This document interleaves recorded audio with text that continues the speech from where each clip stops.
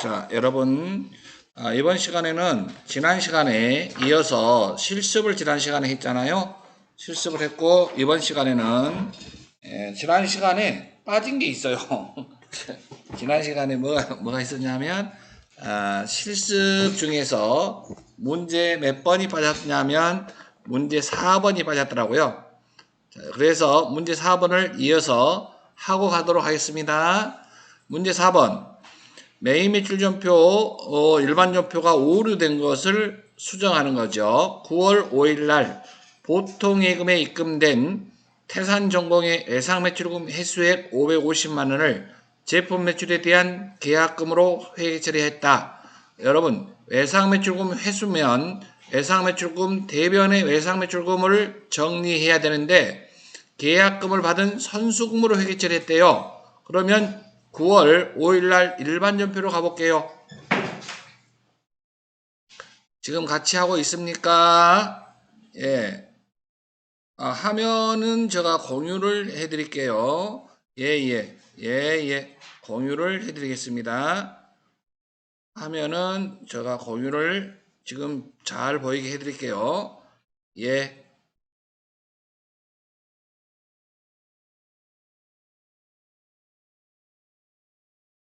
예, 이제 됐습니까? 예, 될 거예요. 네, 예, 맞습니다. 공유를 해드릴 거예요.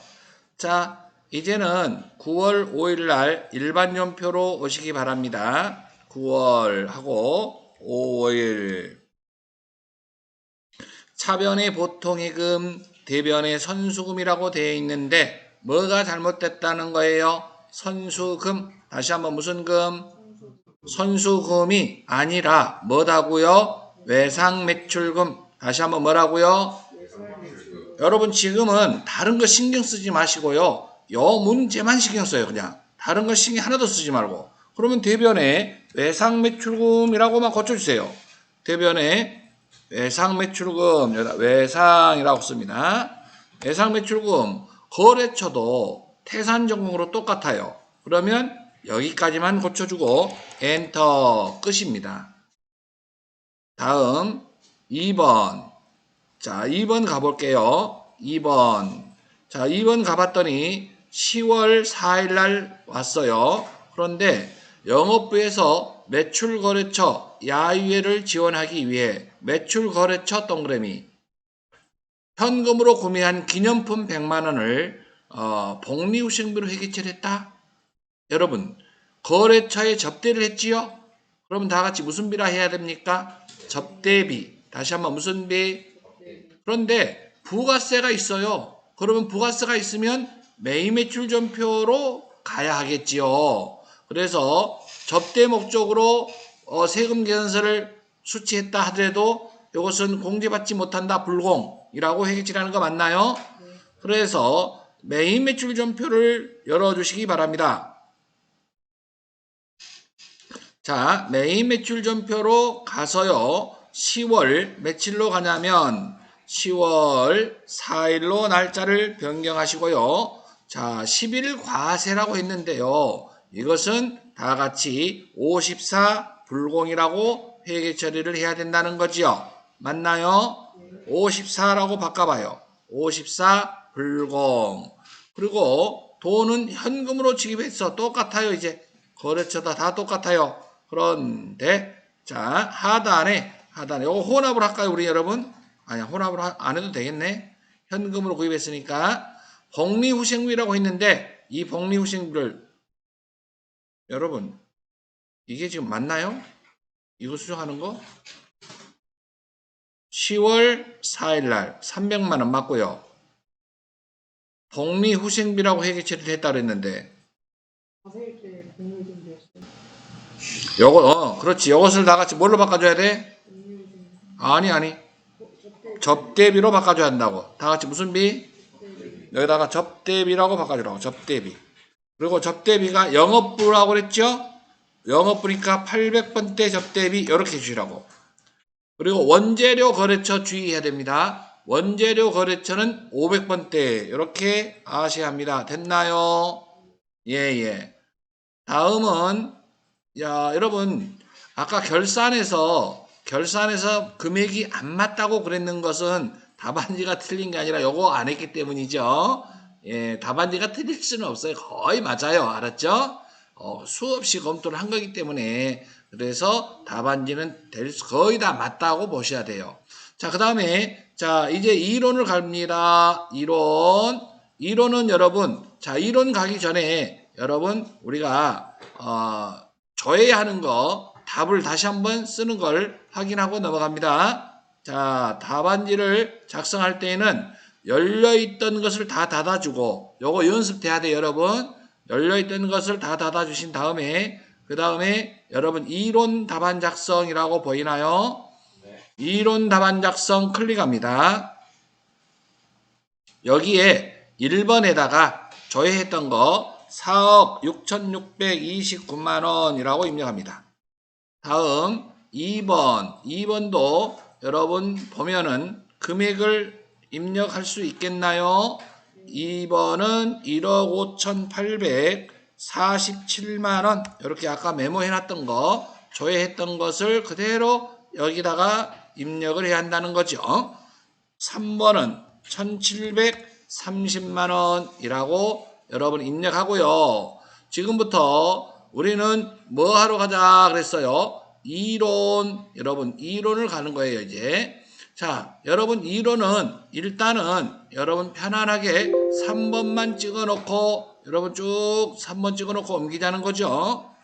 아는 것만 옮기자. 뭐 아무것도 모르겠다 그러면 이렇게 하고 편안하게 사세요. 그냥 제출하면 돼요. 알았어요?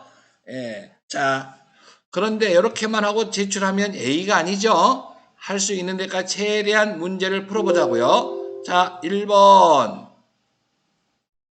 다음 중 회계에 대한 산출되는 정보를 재무회계 분야와 관리회계 분야로 나뉠 때 관리회계 분야에 해당하는 것은 그랬어요. 자, 재무회계. 자, 여러분 여기에서는 일정 시점의 회사의 재무상태는 여러분 자산부채 자본을 나타내는 거죠. 맞습니다. 그 다음에 2번 일정 기간의 경영성과 이것은 성적표예요. 사업 부서별로 손익정보 이것은 내부정보라고 보시면 돼요. 손익정보 이런 것은 내부정보다. 그래서 여러분 내부관리 목적이면 원가회계, 관리회계에 속한다 그래 주셔야 합니다. 관리회계 분야에 속하는 것 내부정보는 여러분 손익정보 이런 것들은 전부 다 내부정보다 이렇게 보시면 돼요. 원가와 관련된 거. 그리고 3번은 일정 기간 동안의 기업의 현금 유출입 현금이 들어오고 나가는 건 여러분 현금 뭐예요? 현금 흐름표를 얘기하는 거예요. 현금 흐름표.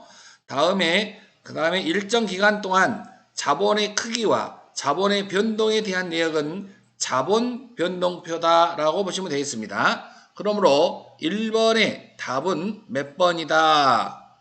1번의 답은 2번으로 옮겨주세요. 이제 1번의 답은 2번으로 옮겨주시기 바랍니다. 다음 2번 가봅니다. 2번 제조업을 경영하는 회사가 바드럼에 대한 대손 충당금을 신규로 설정할 경우에 손익계산세 항목 중 변하지 않는 것은 자 여러분 여기에서 보시면 자 여기에서 회사가 대손 충당금을 설정한다 그랬어요. 바드럼에 대해서 못 받을 거라고 예상해서 회계 처리한다면 차변의 대손상각비, 대변의 대손 충당금 이렇게 분개할 건데 자 대손상각비는 판매비와 일반 관리비 판관비죠. 판관비가 늘어나는 거죠. 판관비는 비용이죠. 비용의 증가라고 적어놓으세요. 자 그러면 우리 손익계산서에서는 매출액에서 매출 원가를 빼면 매출 총이익이 나와요. 매출 총이익. 매출액에서 매출 원가를 빼면 매출 총이익. 그리고 판관비를 빼면 영업이익인데 여러분 방금 대손상각비가 판매비와 일반 관리비라고 그랬죠. 판관비가 뭐예요? 증가하죠. 비용이 증가하면 영업이익은 증가해요, 감소해요? 당연히 감소하죠.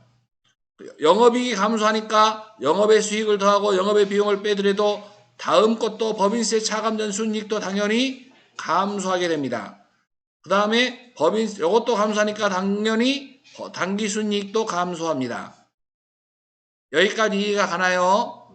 그런데 여기에서는 손익계산서 항목 중에 변하지 않는 것 그랬어요. 전혀 관련이 없는 것이 있어요. 매출액에서 매출 원가를 빼면 다 같이 무슨 이익이 나온다 그랬어요? 매출 총이익이 나온다 그랬죠? 그래서 판매비와 일반 관리비는 매출 총이익에서 판관비를 빼는 거잖아요. 그렇기 때문에 매출 총이익은 전혀 관련이 없더라. 그래서 2번에 답은 몇 번으로 체크하셔야 된다고요? 2번에 1번으로 옮겨주세요. 다음 3번. 3번 갑니다. 다음 자본의 분류 중 그 성격이 다른 것은 일단은 자본의 성격 이 분류 보면 매도 가능 증권 평가 손실은 기타 포괄 손익 누계액이라고 메모해 놓으세요. 기타 포괄 손익 누계액. 자기 주식 그러면 이것은 자본 조정, 감자 차손, 자본 조정, 주식 할인 발행 자금, 자본 조정인데 여러분 답은 3번의 답은 몇 번입니까? 3번의 답은 1번으로 옮겨주세요. 그런데 여러분 이 문제를 풀다 보니까 너무나 힘들죠. 그래서 여러분 잠깐만요. 이것을 이론 답안을 이걸 닫아주시고요. 잠깐 자 실기를 프로그램을 들어가 봅니다. 자 실기 프로그램 들어갈 수 있죠 여러분. 방금 그걸 닫아가지고서 지금 시험 보고 있는 중이야 우리가. 그러다가 이론 닫았어. 그러면 지금 어디로 가면 되냐면 이것을 몰라도 여러분 계정 과목 및 적요 등록을 클릭합니다. 지금 같이 하고 있나요? 그러면 지금 여기서 자본 항목으로 가봐요. 자본 항목을 가봅니다. 자본을 쭉 내려봐요. 자본. 그러면 지금 여기서 매도 가능 증권 평가 손실이 어디에 속하느냐 이 말이지. 자, 기타 포괄 손익 누계 자본 조정 한번 봐봐요. 자본 조정 눌렀어요? 자본 조정 눌렀더니 여기 자본 조정이 번호가 여기서부터 여기까지예요. 자본 조정이. 그럼 이걸 보고 그냥 그대로 하면 돼요. 자본 조정. 자기 주식 어디에 속합니까? 자본 조정 맞죠? 찾았나요? 감자차손. 자본 조정 맞죠? 네, 다음 주식 할인 발행 자금. 주식 할인 발행 자금이 찾았나요? 네, 여기 있네. 여기. 자본 조정. 자, 요 세 개가 다 같이 무슨 조정이라고요? 너무 쉽잖아. 그냥 공부 하나도 안 해도 이 문제를 맞힐 수 있다 이 말이지. 그럼 매도 가능 증권 평가 손실은 좀 전에 뭐라 그랬습니까? 기타 포괄 손익 누계액은 기타 포괄 손익이 뭔지 모르겠으면 클릭해봐요. 그리고 요 속에 해당되는 거예요. 아, 지혜평가 차익, 그 다음에 매도 가능 증권 평가 이익, 매도 가능 증권 평가 손실 여기 나와 있죠. 그래서 답은 3번은 이런 것 나오면 있잖아요. 아주 행복해 하시면 돼요. 알았습니까? 그래서 공부를 하나도 안 해도 이런 문제는 맞힐 수가 있겠다. 이렇게 말씀드리고 있는 겁니다. 3번에 답 옮겨줬나요 우리가? 3번에 1번으로 옮겼습니다. 자, 비대면 듣고 있나요? 비대면 잘 들려요? 예. 감사합니다. 다음 문제로 가보도록 합니다. 문제 몇 번이냐? 4번. 자, 4번 보시면요. 자, 다음 중에서 재화의 수익 인식 기준에 대한 설명으로 잘못된 것은 여러분 수익의 인식이라 그러면 언제 우리가 수익을 장부에다 기록할 거냐 이걸 묻는 거예요. 상품권 매출했다. 그러면 여러분 상품권을 회수하고 물건을 넘겨줬을 때 물건을 팔린 걸로 본다 그랬죠. 그러면 여기서 상품권 회수 맞습니다. 맞아요. 다음 단기 할부 판매는 고객에 뭐 했을 때? 물건을 인도했을 때 맞습니다. 위탁 판매는 팔아달라고 부탁한 거예요. 그러면 그것을 수탁자가 친구라고 생각해야 돼. 내가 부탁을 했어요. 나는 위탁자고 부탁을 받은 자가 매출했을 때예요. 수탁자가 판매했을 때라고요. 판매 대금을 내가 받았을 때가 아니라 수탁자가 판매했을 때 매출로 본다. 그래서 3번이 틀렸다라고 보시면 돼요. 위탁 판매 경우에는 누가 판매했을 때 수탁자가 제3자에게 판매했을 때 수익으로 인식한다. 그래서 4번의 답은 몇 번이다? 3번은 우리가 찍어놨기 때문에 옮길 필요가 없어요. 그렇죠?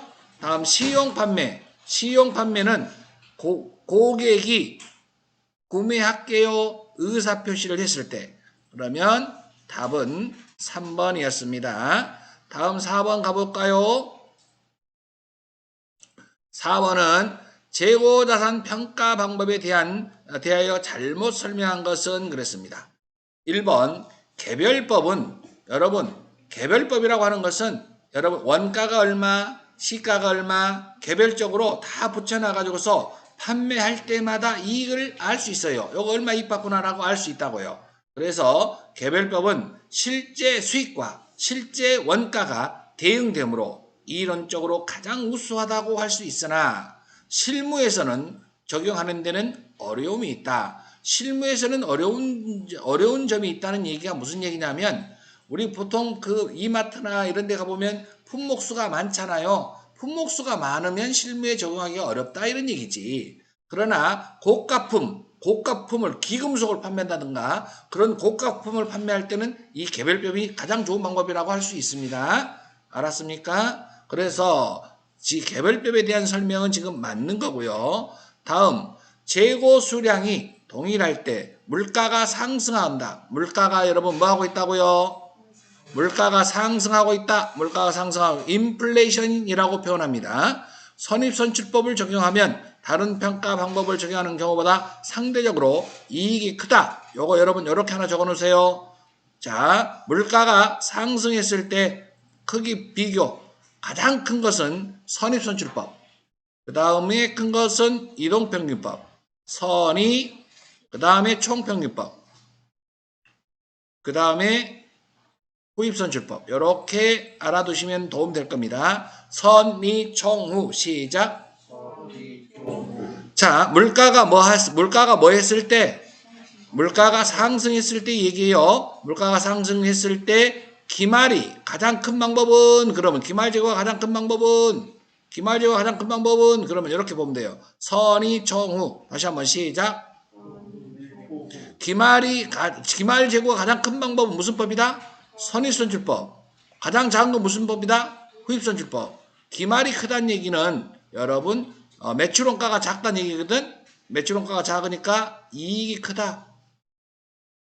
이익이 가장 큰 방법은 그러면 이렇게 보시면 돼요. 선의, 총후. 방향이 같아요. 이익이 크면 우리 회사가 내는 세금도 크다. 세금도 가장 많이 내는 방법은 이렇게 보시면 돼요. 방향이 다 같은 방향들이에요. 물가가 상승했을 때 선의, 총후 이렇게 이해하시면 되겠습니다. 다음은 자 3번 보시면 총평균법은 매입 거래가 발생할 때마다 틀렸어요. 거래가 있을 때마다 평균을 내는 것은 이동할 때마다 평균을 내는 이동평균법이라 그래요. 총평균법이라고 하는 것은 전체 평균이에요. 그래서 요 3번이 틀렸습니다. 후입선출법은 일반적인 물량 흐름과 반대다. 맞습니다. 먼저 들어온 것을 먼저 판매하면 물량 흐름과 일치한다 할 수 있어요. 그게 선입선출법이고 반대로 후입선출법은 나중에 들어온 것을 먼저 판매하니까 물량 흐름과 반대다라고 보시면 됩니다. 먼저 들어온 걸 먼저 판매하니까 물량 흐름과 일치한다. 이렇게 선입선출법이 물량 흐름과 일치한다 라고 이해하시면 되겠고요. 5번에 답 몇 번입니까? 이렇게 어려운 것은 3번에다 다 모아놨어요. 그러니까 우리는 이미 맞췄죠. 자, 다음 6번 가도 되나요? 6번 가는 거 맞나요? 예, 6번. 자, 다음 중 일반 기업액의 기준상 유형자산의 감가상각에 대한 설명으로 옳은 것은 감가상각은 가장 여러분 적절한 방법은 여러분 원가 배분이에요. 원가 배분. 원가 배분. 무슨 배분? 원가 배분. 그러니까 자산을 비용화시켜 간다라고 보시면 돼요.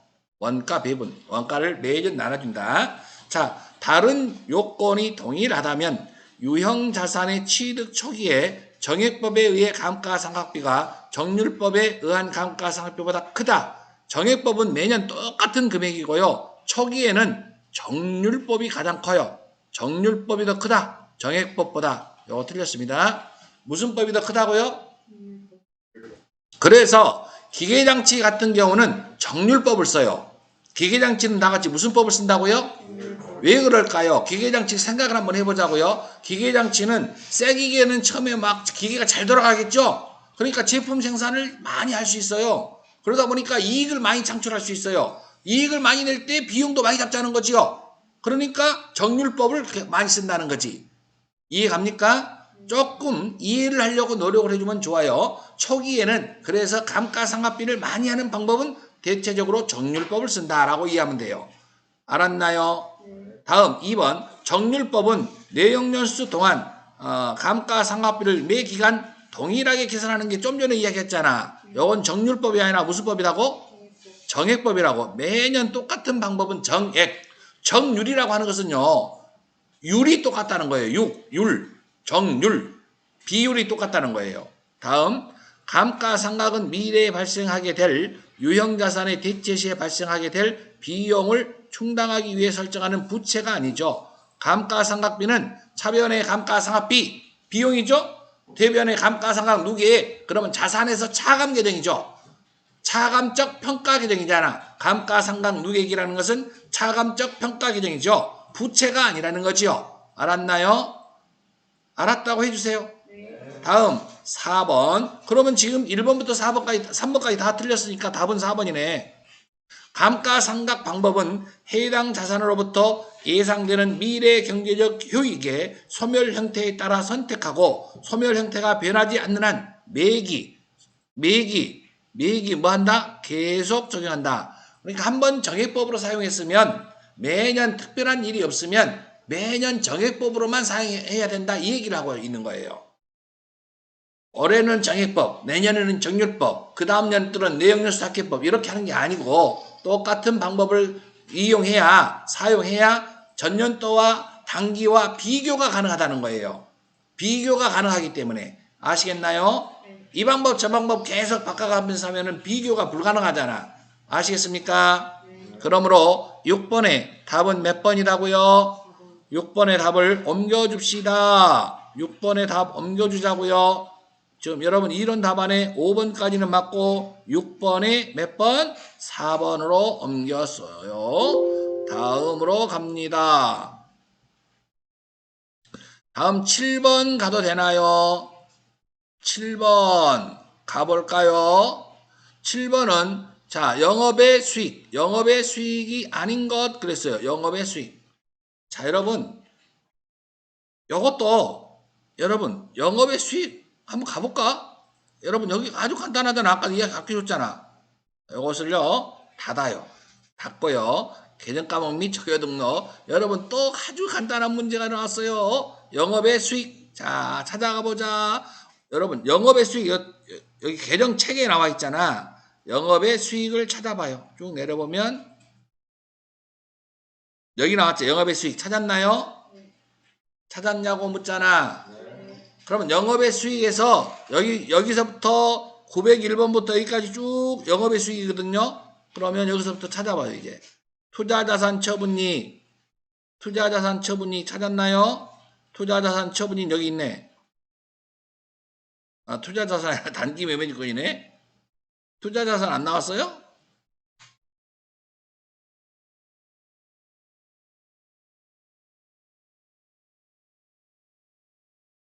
안 나왔으면 잠깐만 놔둬봐요. 처분이익은 대부분 여러분 수익인데 여기 자기주식 처분이익 여러분 별표 써놓으세요. 자기주식 처분이익은 다같이 자본잉여금이라고 써놓으세요. 다같이 무슨 잉여금? 자본잉여금. 다시 한번 무슨 잉여금? 자 컨트롤 F 누르면 여러분 자본잉여금 찾을 수 있죠? 자본잉여금 찾았나요? 네. 자본잉여금에는 자기 주식 처분이익, 자본잉여금에 자기 주식 처분이익 여기 안 보이나요? 여기 보이죠? 자기 주식 처분이익.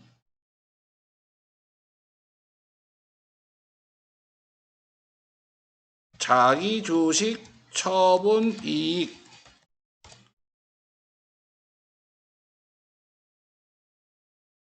찾았죠? 네. 자기 주식 처분이익은 나같이 무슨 잉여금에 속한다고? 자본잉여금이라고 적어놓으세요. 요것은 여러분 있잖아. 자본 거래를 통해서 이익 난 거잖아요. 컨트롤 F를 눌러서 계정 과목을 조회를 할 수 있습니다. 알았나요?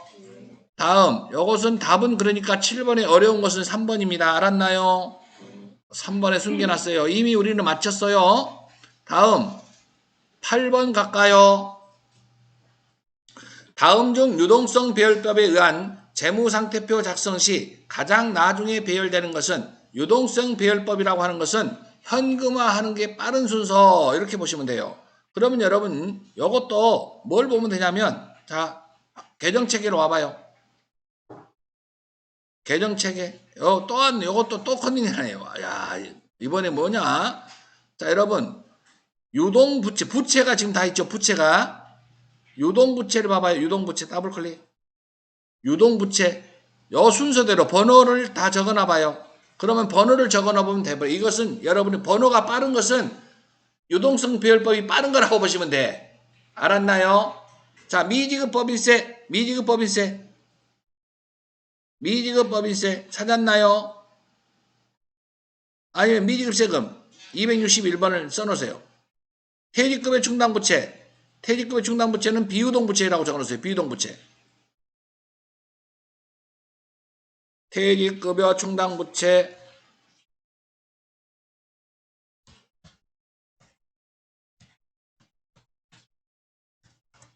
퇴직급여 충당부채는 비유동부채라고 적어놓으세요. 퇴직급여 충당부채는 다같이 무슨 부채라고? 여러분 내가 컨트롤 F를 누르니까 비유동부채란에 퇴직급여 충당부채 295번 나오네요. 여러분 295 적어놨나요? 유동성 장기부채 검색해 보세요. 번호 몇 번인가? 유동부채 당연히 유동부채겠지 이건.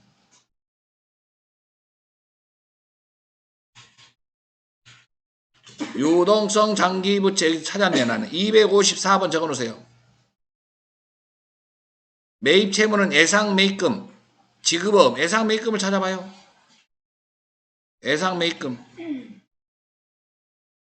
예상매입금이나 지급업 251번, 252번이죠? 자 여러분 이렇게 검토 안 해도 이건 금방 찾을 수 있잖아. 자 유동부채는 1년 이내에 상환해야 할 부채고 비유동부채는 1년 이후에 상환해야 할 부채다. 그러나 여기에서 그것도 잘 모르겠다. 그러면 요거 와서 찾아라 이런 얘기지. 됐습니까? 됐다고 해주세요. 그러면은 8번에 답은 몇 번입니까? 8번에 답 2번으로 체크했습니다. 예. 다음 9번 갑니다. 이제 원가 핵인데요. 9번부터는 다음 중 당기 총 제조 원가를 구성하지 않는 것은 여러분 당기 총 제조 원가 여러분 적으세요. 당기 총 제조 원가는 직접 재료비, 직접 노무비, 제조 간접비. 당기 총 제조 원가는 다 같이 뭐다 직접 재료비, 직접 노무비, 제조 간접비를 당기 총 제조 비용, 제조 원가 같은 얘기입니다. 직접 재료비, 직접 노무비, 제조 간접비. 다시 한번 뭐라고요? 직접 재료비, 직접 노무비, 제조 간접비를 당기 총 제조 원가 또는 당기 총 제조 비용 같은 얘기라고요. 그러면 여기에 해당되지 않는 것은 답은 몇 번입니까?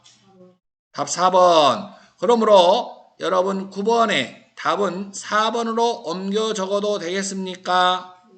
9번의 답은 4번. 다음 10번 갑니다. 제조 간접비를 계산하면 얼마냐 그랬어요. 자, 여러분 이것은요. 자, 제조 간접비는 여기서 우리가 T자를 그려서 계산을 좀 해야 되는데 내가 여러분 여기서 T자를 한번 그려볼게요. 여러분 이걸 T자라고 생각하고요. 제공품이에요. 공장에서 기초 제공품 차변에다가 100만원 적어요. 차변에다 100만원, 그 다음에 기말 제공품은 대변에다 200만원. 그 다음에 여러분 단기 제품 제조원가가 얼마냐면 1000만원. 여기 완성된 게 1000만원이에요. 제품 1000만원.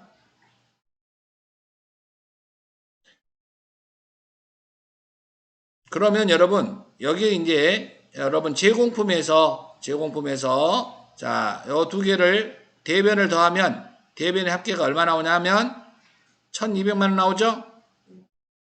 차변에도 1200만원 나와야지요. 맞나요? 그러면 여러분 단기 총 제조 비용이 얼마인지를 몰라요. 기초는 나와 있죠. 기초 제공품이 100만원이죠. 맞습니까? 그럼 1200만원에서 100만원을 빼면 단기 총 제조 비용은 1100만원이라고 적어놓으세요. 이 문제가 좀 어려운 문제인데 단기 총 제조 비용은 얼마라고요?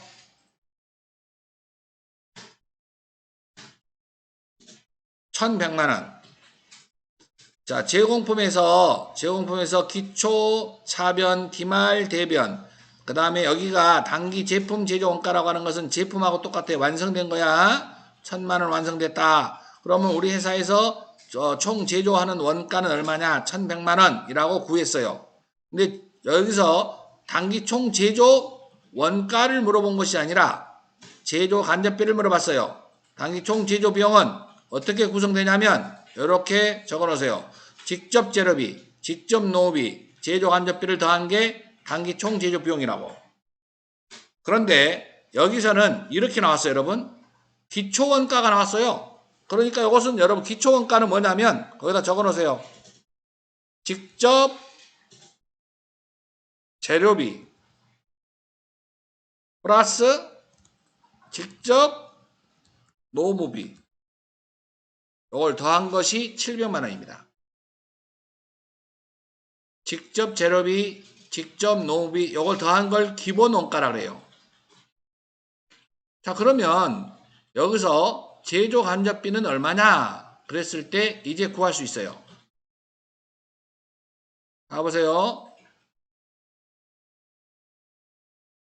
자, 직접 원가는 얼마라고? 직접 재료비, 직접 노무비 더한 게 얼마라고? 700만원이라고 그랬죠? 그렇죠? 제조 간접비는 얼마인지 몰라. X. 그런데 단기 총 제조 비용은 얼마나 했어? 1100만원. 단기 총 제조 비용은 1100만원이라고 그랬지? 그 다음에 직접 재료비, 직접 노무비는 얼마라고? 700. 맞아요? 맞아요? 플러스 제조 간접비는 얼마인지 몰라.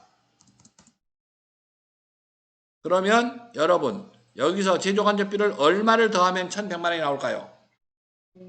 그렇죠. 400만원이다 라고 생각하면 돼요. 이제. 그래서 여기에서 묻는 것은 여러분 뭘 물어봤냐면 제조 간접비를 물어봤으니까 제조 간접비는 400만원입니다 라고 답을 맞힐 수 있습니다. 자, 여기서 일단은 직접 재료비, 직접 노후비를 더하면 다 같이 기초원가다. 다 같이 무슨 원가? 기초원가. 기초원가에다가 제조 간접비를 더하면 단기 총 제조 원가가 나온다. 다 같이 뭐가 나온다고? 단기 총 제조 원가가 나온다. 여기까지 됐습니까? 그래서 10번에 답은 몇 번이다? 10번의 답은 2번이다. 여기까지 됐나요? 됐다고 해주세요. 다음 11번. 다음 원가의 형태로 바른 것은, 자, 원가의 형태는 여러분 변동비는 뭐냐면 여기 0의 시점부터 이렇게 변하는 게 변동비예요. 여기 변동비예요. 준변동비는 뭐냐? 바로 이게 준변동비네. 기본 요금이 있는 거예요. 아무것도 사용 안 해도 기본적으로 올라가는 기본 준변동비. 여기 준변동비입니다. 맞습니까? 고정비는 이렇게 된 거죠. 고정비는 이렇게 그래프가 고정비의 총원가는 일정하다.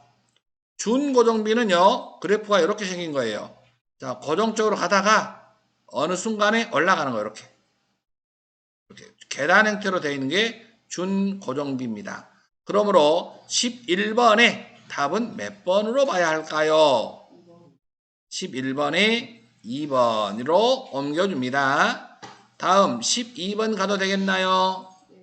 자, 12번 문제는 요거 조금 여러분들 어려울 수 있는데 요것은 여러분 있잖아요. 연습을 관련된 연습을 좀 한 다음에 문제를 풀어야 되는데 일단 다 같이 문제를 한번 보자면 기말제용품 원가라고 그랬어요. 자, 그러면 여기다가 수량 적어보세요. 수량 곱하기 단가 그러면 금액이 나온다. 이렇게 일단은 기본적으로 알아두시고요. 자, 여기서는 지금부터 설명만 간단하게 해줄 테니까 잘 들어보세요. 자, 재료비는 공정 초기에 모두 투입했다. 그러면 다 같이 100% 투입했다라고 적어놓으세요. 100%. 자, 수량을 구하려래요. 완성품 환산량이라 그러는데 기말 제공품 몇 개 중에서 700개. 요 재료비라고요. 재료비 700개 중에서 여러분 100%가 투입됐다고 그랬지? 그러면 곱하기 100% 700개 기초는 없으니까 요게 수량이에요. 곱하기 단가. 자, 완성품 환산량 재료비 단가가 얼마래요? 500원. 그럼 얼마 나온 거 계산해봐. 35만원이라고 적어요. 35만원. 그 다음에 가공비도 구분해줘야 돼요. 가공비는 뭐라 그랬냐면 60%가 투입됐대요. 자, 기말제공품 몇 개 남은 거 중에서 700개 중에서 100% 전부 투입했을 때는 100%지만 여기가 60% 투입했다 그랬으니까 여기다가 60%를 곱해요. 그게 완성된 수량이라고요. 곱하기 단가가 얼마래요? 가공비의 단가는 얼마래요? 가공비 단가 얼마나 그랬어? 400원. 그러면 76에 420 곱하기 400 그러면 얼마 나와? 16만 8천원. 그러면 요 두 개를 더해 보세요, 여러분. 51만 8천원 나오나요? 답은 2번입니다. 답은 몇 번이라고? 12번의 답은 2번으로 옮겨주세요. 다음 13번부터는 부가세법이에요. 다음 부가세의 과세표준. 여기서 과세표준 공급가액 요것은 물건값이라고 적어놔요. 매출액이라고 이해하면 돼요. 과세표준에 대한 설명 중 가장 거리가 먼 것은 1번 재화의 수입에 대한 과세표준은 그 재화에 대한 관세도 포함한다. 맞습니다. 관세도 포함한다. 수입할 때 재반 들어가는 부대 비용으로 봐서 관세도 과세표준에 다 포함한다. 맞습니다. 다음 재화를 공급받는 자에게 지급하는 장려금이나 대손금은 과세표준에서 공제하지 마시오. 빼지 마시오. 그랬던 거야. 이거 공제한다 틀렸어요. 여러분 대판하자라고 적어놓으세요. 대판하자.